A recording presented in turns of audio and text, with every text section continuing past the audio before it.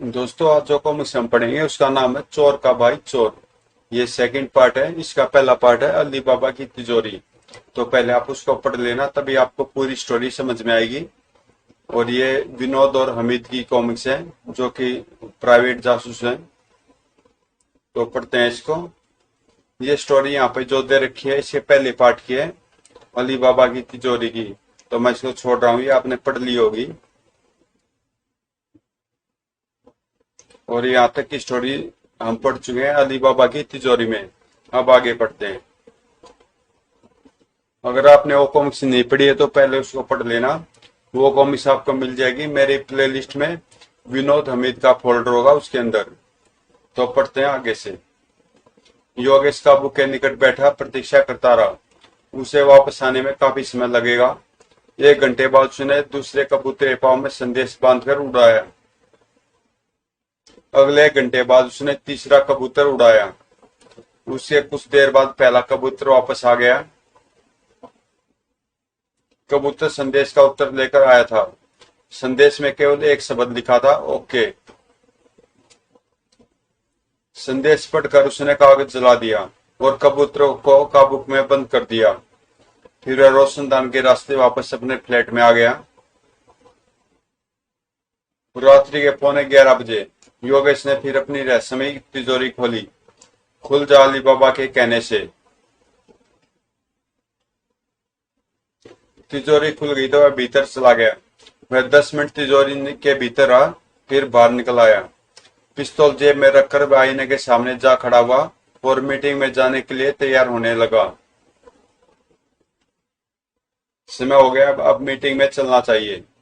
कुछ देर बाद वह फ्लैट से निकला और पैदल ही एक तरफ को चल दिया। फिर एक बस में सवार हो गया। बस शहर से बाहर जाने वाले मार्ग पर जा रही थी। आधे घंटे की यात्रा के बाद वह एक सुनसान स्थान पर बस से उतरा। वो जंगल के बीच जा रहे कच्चे रास्ते पर चल दिया। लगभग 1 मील चलने के बाद रास्ता एक तरफ को मुड़ गया था। आ गई मंजिल।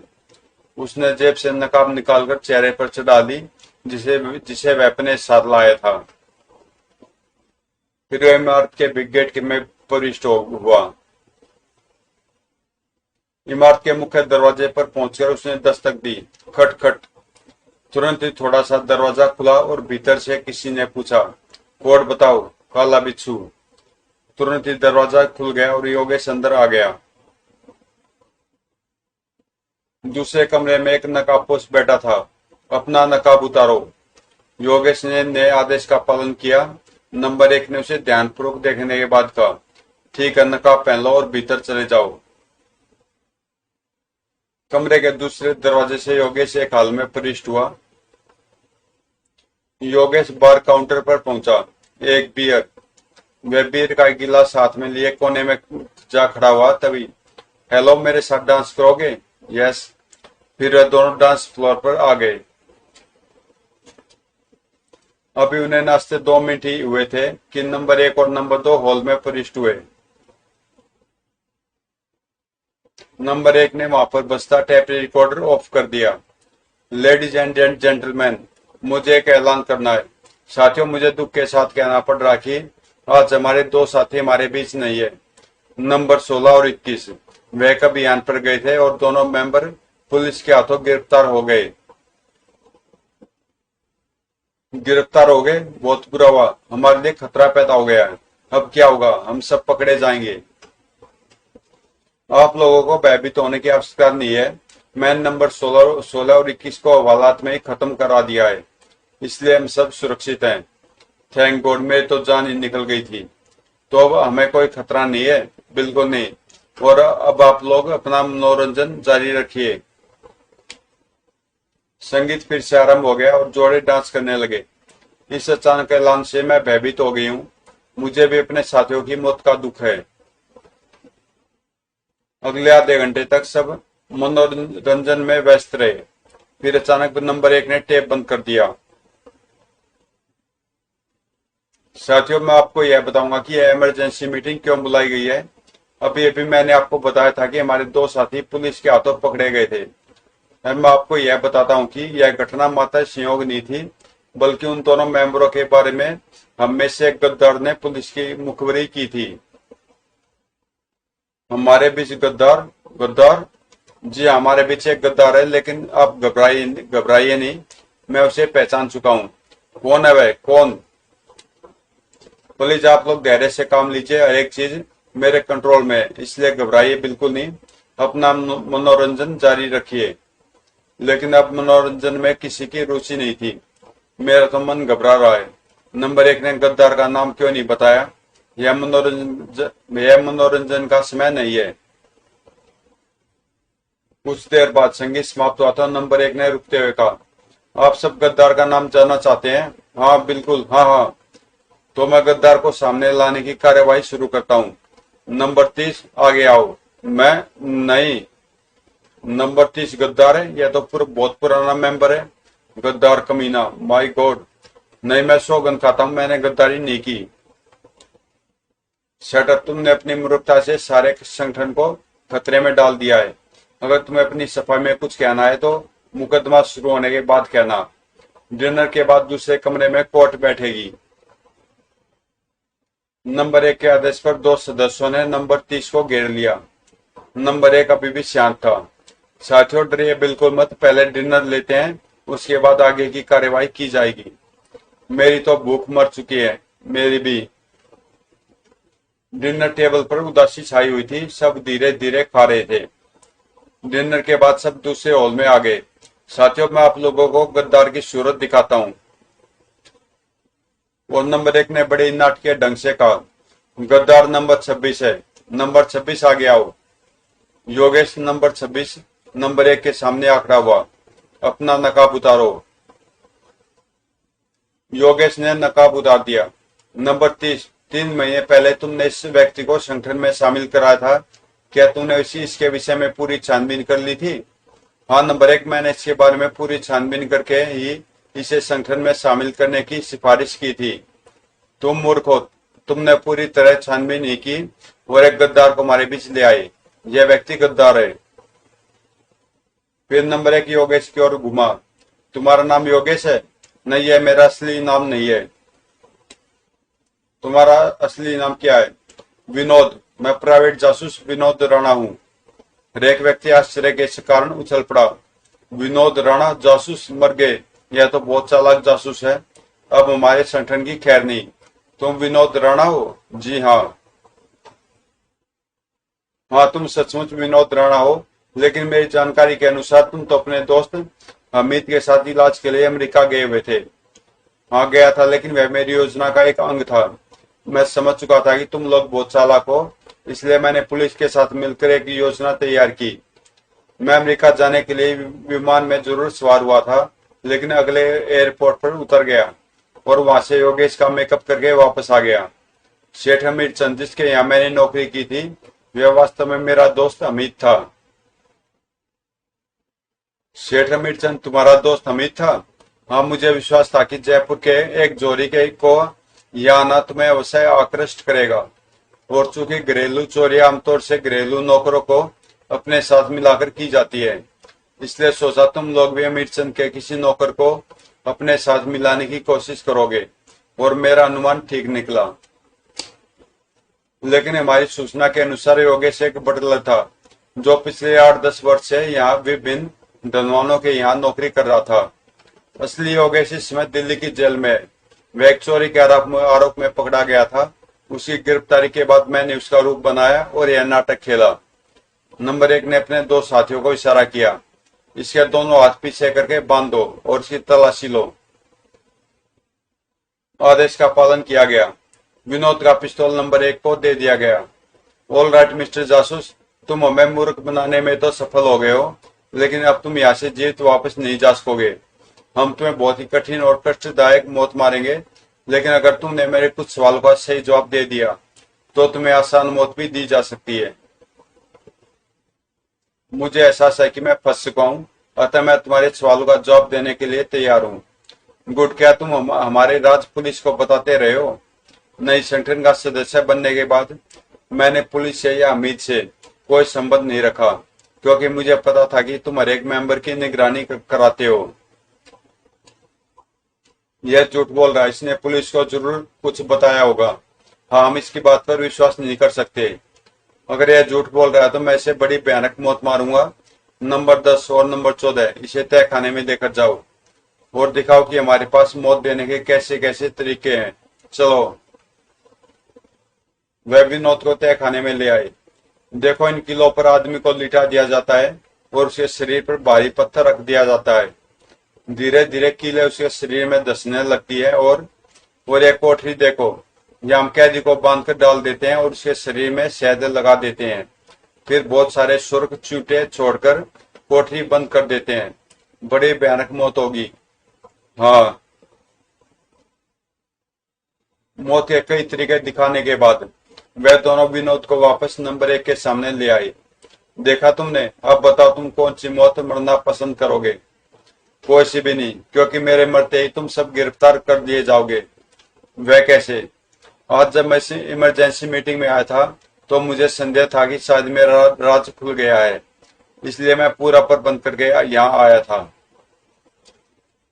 यह झूठ बोल रहा है, इसने पुलिस को जरूर कुछ बताया होगा। हाँ, हम इसकी बातों पर विश्वास नहीं कर सकते। ये पेज पढ़ दिया दोस्तों, इसलिए मैं पूरा प्रबंध करके आया था। क्या प्रबंध करके आए हो तुम? मैं एक खत छोड़कर आया था। अगर मैं सुबह तक वापस अपने फ्लैट पर नहीं पहुंचा तो मेरा वह खत पुलिस के पास पहुंच जाएगा और पुलिस मेरी तिजोरी खोल लेगी। तुम्हारी तिजोरी में क्या है? सब कुछ। संगठन के हर एक मेंबर का नाम, पूरा पता, चित्र और उंगलियों के निशान। यह बकवास कर रहा, भला यह सारी जानकारी इसने कैसे प्राप्त कर ली? मैं जासूस हूं नंबर 2। 3 महीने तुम्हारे संगठन में रहकर मैंने झकनी मारी है। मैंने सबको पहचान लिया है। मैं बता सकता हूं कि नंबर 19 का असली नाम नंबर 1 चिल्लापड़ा। ठहरो, अगर तुमने सबके सामने किसी का नाम लिया तो मैं तुम्हें तुरंत गोली मार दूंगा। लेकिन तुम लोगों को मेरी बात का विश्वास तभी आएगा जब मैं तुम सबके असली नाम बता दूंगा। हाँ, मुझे तुम्हारी बात का विश्वास तभी होगा, लेकिन संगठन के सदस्यों के नाम और पते तुम यह सबके सामने नहीं बताओगे। यह सबूत पेश करने के लिए तुम मेरे कमरे में चलो। यह ठीक है? बिल्कुल ठीक है, यह बात अकेले में होनी चाहिए। विनोद को नंबर 1 के विशेष कमरे में लाया गया। तुम दोनों बाहर चले जाओ और दरवाजा बंद कर देना, मैं इससे बात करता हूँ। दोनों ने बाहर जाकर दरवाजा बंद कर दिया। नंबर 10, अगर इस आदमी को सचमुच हमारी वास्तविकता मालूम हो तो क्या होगा? होगा क्या? नंबर 1 उसे समाप्त कर देगा। उधर हॉल में भी संगठन के सदस्यों में घबराहट फैली हुई थी। अगर ये वह आदमी सच बोल रहा है तो हम सबको एक बड़े खतरे का सामना करना होगा। हमारा भेद खुल जाएगा और तस्वीरें भी। वह कहता है उसने हमारे नाम लिखकर कहीं रखे हुए हैं। कुछ ही देर बाद विनोद को लेकर नंबर 1 और उसके दोनों साथी वापस आ गए। क्या हुआ? इसे कुछ पता तो नहीं? यह झूठ बोल रहा है ना? साथियों, मुझे अफसोस के साथ कहना पड़ रहा है कि हम सब मुसीबत में गिर चुके हैं। यह आदमी आप सबकी वास्तविकता से परिचित है। इसने मुझे सबकी पहचान बता दी है। फिर अब क्या होगा? इसे गोली मार दो? नहीं, इस आदमी को तुरंत समाप्त कर दिया जाए। इसे हम तब तक नहीं मार सकते जब तक हमें वह रजिस्टर प्राप्त नहीं हो जाता जिस पर इसने हमारे राज लिखकर रखे हैं। यह कहता है इसने सब कुछ एक रजिस्टर पर लिखकर रजिस्टर अपनी तिजोरी में रख छोड़ा है। हमारे लिए वह रजिस्टर प्राप्त करना अत्यंत आवश्यक है। तो इसकी तिजोरी से वह रजिस्टर मंगवाया जाए। हाँ, इसकी तिजोरी तोड़वाओ। मेरी तिजोरी को तोड़ना सरल काम नहीं है नंबर 1। उसे तो बम से भी नहीं उड़ाया जा सकता। अगर कुछ ट्रेंड लोग उसे तोड़ना भी चाहे तो भी 10-12 घंटे का समय लगेगा और इतनी देर में मेरा खत पुलिस तक पहुंच जाएगा और पुलिस मेरे फ्लैट पर पहुंच जाएगी। तो तुम अपनी तिजोरी का नंबर बताओ ताकि हम आसानी से वह रजिस्टर प्राप्त कर लें। नंबर बताने की मेरी एक शर्त होगी। कैदी, तुम शर्तें रखने की पोजीशन में नहीं हो, मैं जानता हूं, मगर मेरी शर्त बड़ी मामूली है। अच्छा बताओ। मैं केवल आसान मौत मरना चाहता हूं। आपको वादा करना होगा कि रजिस्टर प्राप्त करने के बाद आप मुझे तुरंत गोली मार देंगे। मुझे तड़पाएंगे नहीं। यह सत्य हमें मंजूर है। अब तुम हमें अपनी तिजोरी का नंबर बताओ। मेरी तिजोरी 200 में है। यह तिजोरी के अंदर दूसरी तिजोरी है। भीतरी तिजोरी का दरवाजा मैं पुलिस की सुविधा के लिए खुला छोड़कर आया था। अब ताला केवल बाहरी दरवाजे पर है, अंदर का दरवाजा खुला है। उसी में वह रजिस्टर है। बाहरी ताले का कोड है फुटबॉल। यह सब डायल पर घुमाएंगे तो दरवाजा खुल जाएगा। बस ठीक है, कैदी को फिलहाल तय खाने में बंद कर दिया जाए। नंबर 6 और 11 कैदी के फ्लैट पर जाएं और वह रजिस्टर नहीं है, मूर्खता है। हम यह खतरा मोल नहीं ले सकते। कैसा खतरा? हम सबको खतरा है। नंबर 1, आपके सिवा कोई भी हम सब मेंबरों के नाम और पते नहीं जानता और कैदी के रजिस्टर में सबके फोटो और नाम पते मौजूद है। अगर आप किसी मेंबर को भेजेंगे तो वह भी सबकी वास्तविकता से परिचित हो जाएगा। तो फिर क्या किया जाए? आप लोग ये सुझाव दीजिए। मेरा सुझाव तो यह है कि नंबर 1 को स्वयं रजिस्टर लेने जाना चाहिए। नहीं, नंबर 1 को खतरे में डालना ठीक नहीं है। हो सकता है कैदी झूठ बोल रहा हो सकता है वहां पुलिस ने जाल बिछा रखा हो सकता है। नंबर 2, जो भी मेंबर वहां जाएगा उसे इस खतरे का सामना करना ही होगा। हमारे संगठन में सबकी पोजीशन बराबर है। हम सब खतरा मोल लेने के आदी हो चुके हैं, इसलिए यह खतरा भी मोल लेना होगा। रजिस्टर लेने नंबर 1 को ही जाना चाहिए। नंबर 1 नहीं जाएंगे, उन्हें जाना ही होगा। मैं भी यही चाहता हूं कि नंबर 1 ही जाए। नंबर 1 कुछ क्षण सोचने के बाद बोला, ऑल राइट, मैं जाऊंगा साथियों, और मेरी अनुपस्थिति में नंबर 2 चेयरमैन होगी। आपका हुक्म, उसका हुक्म आप सबको मानना होगा। हमें मंजूर है। ओके, तो मैं चलता हूं। अगर सब कुछ ठीक ठाक रहा तो मैं वह रजिस्टर लेकर 2 घंटे तक वापस आ जाऊंगा।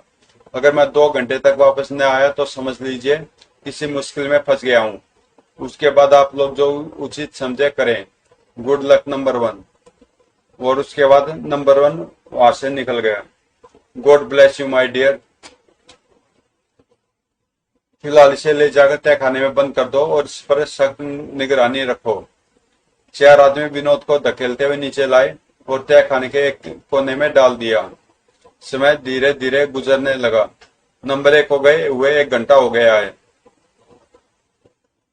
उसके बाद 1.5 घंटा और बीत गया। 2.5 घंटे हो गए। नंबर 1 नहीं आए, शायद ऊपर आ गए हो। तभी नंबर 2 तय खाने में प्रविष्ट हुई। इस गद्दार को ऊपर लाओ।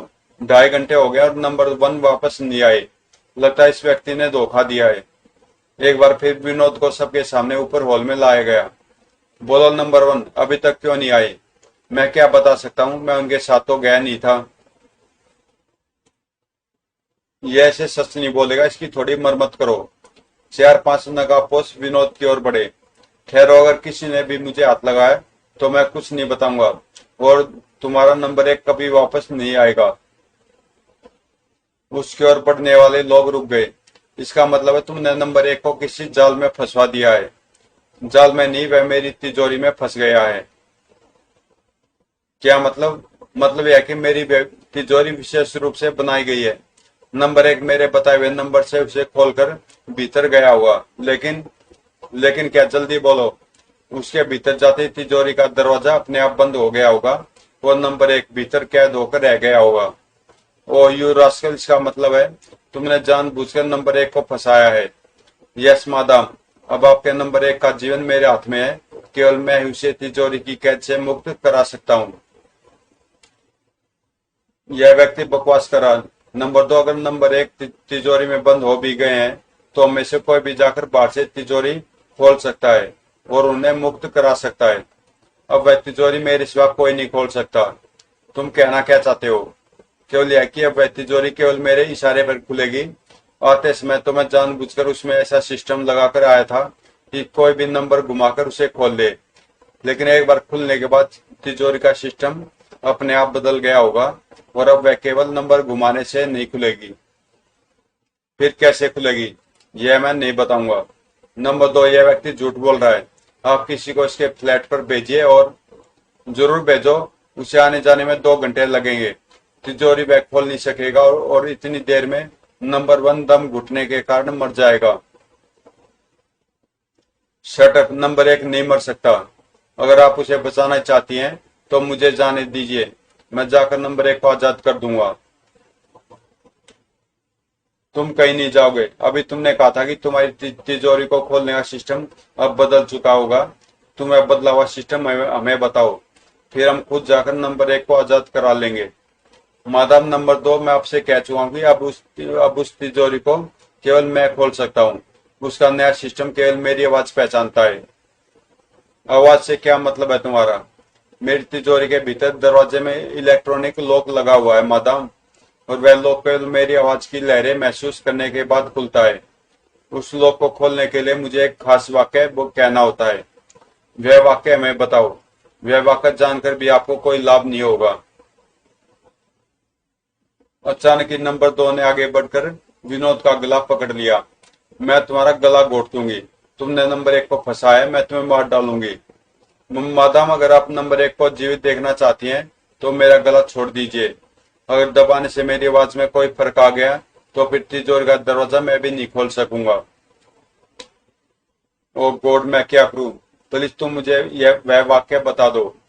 ऑल राइट नंबर 2, मैं समझ गया हूँ कि तुम नंबर 1 से प्रेम करती हो और उसे बचाने के लिए बेचैन हो। मैं तुम्हें वह वाक्य बताता हूँ।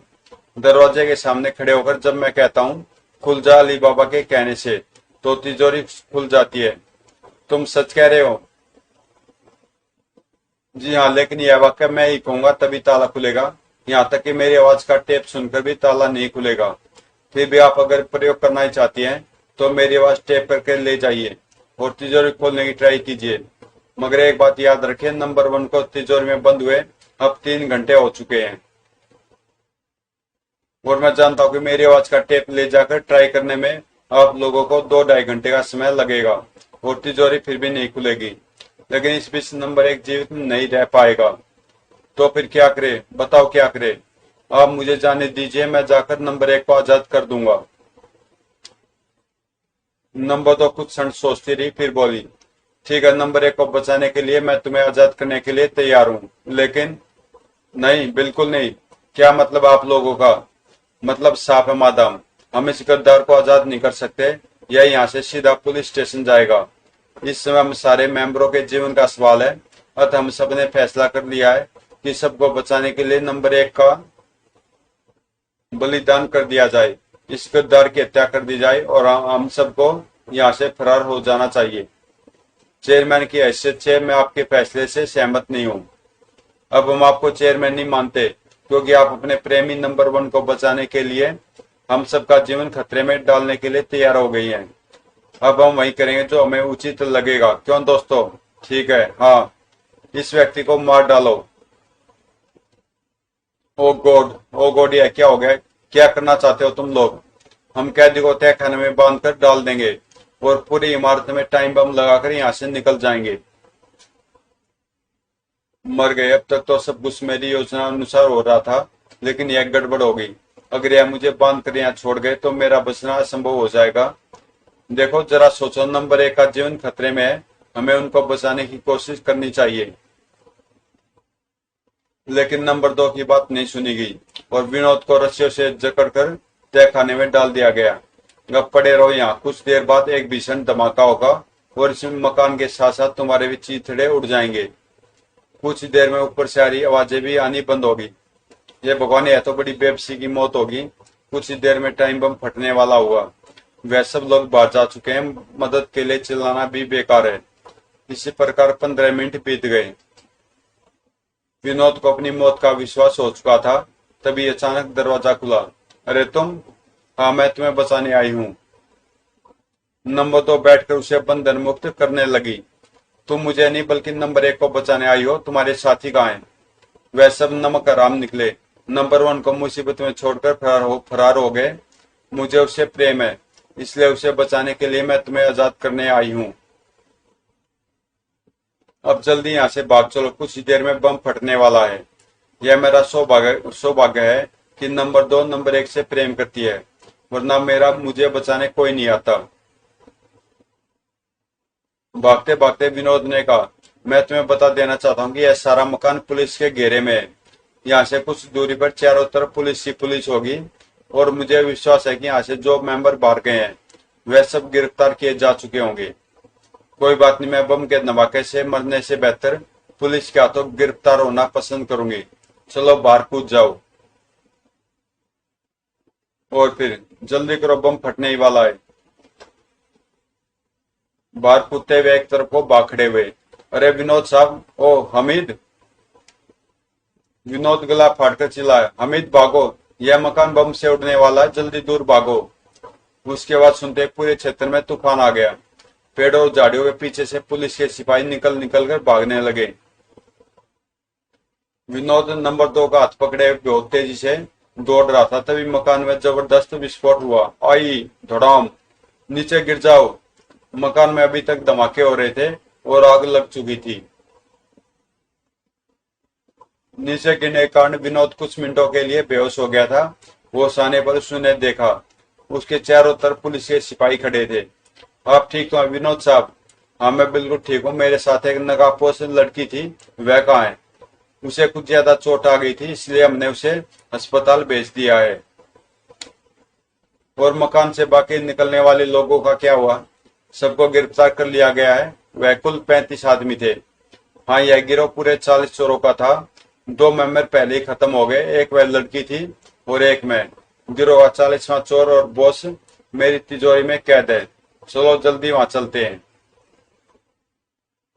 फ्लैट पर पहुंचे विनोद ने अपनी रहस्यमय तिजोरी खोली। कुलजा अली बाबा के कहने से तिजोरी के फर्श पर नंबर 1 औंधा पड़ा था। अरे यह तो दम घुटने से बेहोश हो गया है। नंबर 1 को उठाकर तिजोरी से बाहर लाया गया। माय गॉड, यह तो राणा बलराज कंवर है। हाँ यह बलराज कंवर ही है, लेकिन बातें बाद में करेंगे, पहले से अस्पताल भिजवाओ, अभी यह जीवित है। तुरंत ही राणा को पुलिस एम्बुलेंस में अस्पताल भिजवा दिया गया। बाद में विनोद ने बताया, राणा बहुत चालाक व्यक्ति है, उसने जानबूझकर अपनी मौत का नाटक खेला था। उसकी कोठी से जो खोपड़ी मिली थी वह वास्तव में उसके नौकर बलवंत की थी। राणा ने उसकी हत्या की थी। वास्तव में राणा ने स्वयं को मृत जाहिर करने के बाद ही 40 चोरों का यह गिरोह बनाया था, ताकि वे हमेशा पुलिस की नजरों से बचा रहे। लेकिन तुमने जिस चालाकी से राणा और उसके गिरोह को समाप्त किया है, यह केवल तुम ही कर सकते थे विनोद। तुमने बहुत अच्छी योजना बनाई थी। क्या नहीं किया तुमने? इतनी शानदार तिजोरी बनवाई, कबूतर इस्तेमाल किए, अपना जीवन खतरे में डाला। यह सब देखकर मैं कह सकता हूँ कि तुम जैसा जासूस दूसरा नहीं हो सकता। प्रशंसा के लिए धन्यवाद। तुमने भी कुछ कम मेहनत नहीं की कुमार। तिजोरी और कबूतर का आइडिया तो तुम्हारा ही था। आप दोनों बस एक दूसरे की प्रशंसा किए जा रहे हैं, मेरी कोई बात ही नहीं करता। जबकि उन कबूतरों से सारे संदेश मैं वसूल करता था और फिर आपको जवाब भेजता था। मैंने भी मेहनत की है, आप मेरी मेहनत पर पानी नहीं फेर सकते। तो नाराज क्यों हो रहे हो यार? चलो हम अभी तुम्हारी प्रशंसा के पुल बांध देते हैं। बोलो कितना लंबा बांधे? मुझे नहीं बंधवाना जी पुल वुल। मुझे तो बस 10 दिन की छुट्टी चाहिए ताकि मैं आराम से सो सकूं। ओके, तुम्हारी छुट्टी मंजूर की जाती है। तो दोस्तों ये कॉमिक्स यहीं पे समाप्त होती है।